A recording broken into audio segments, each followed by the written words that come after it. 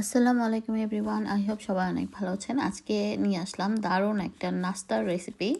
তো চিড়া দিয়ে কিভাবে এরকম সুস্বাদু একটা নাস্তা তৈরি করা যায় চলুন দেখে নিই। এখানে আমি প্রথমেই চিড়াগুলোকে দু একবার পানি দিয়ে ধুয়ে নিয়েছি।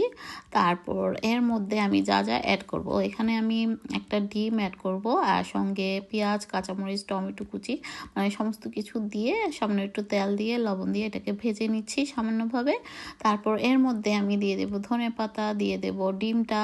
তো যেভাবে আসলে আমরা নুডলসটা রান্না করি, তো সামান্য একটু মনে হলো যে একটু মশলাগুলো দিয়েই ভালো লাগবে। খুবই কম করে এখানে হলুদ, মরিচ, ধনে গুঁড়ো এবং সামান্য একটু জিরে গুঁড়ো অ্যাড করলে পারেন। তো আমিও সেটা করেছি। আর মাঝখানে আমি একটু ফাঁকা করে পেঁয়াজটাকে সরিয়ে এর মাঝখানে আমি ডিমটাকে দিয়ে তারপর পেঁয়াজগুলোকে উপর থেকে ঢেকে দিয়েছি। তো মিক্সড করে নিলাম আর একটু নেড়ে চেড়ে যখন ডিমটা হয়ে আসবে এই পর্যায়ে ধুয়ে রাখা চিড়াগুলো অ্যাড করে দিব আর বেশ কিছু ধনেপাতাও অ্যাড করব। আবার শেষে মনে হলো যে একটু টমেটো কেচাপ অ্যাড করলে ভালো হয়। আপনাদের যদি থাকে তো দিবেন, না দিলেও কোনো সমস্যা নেই।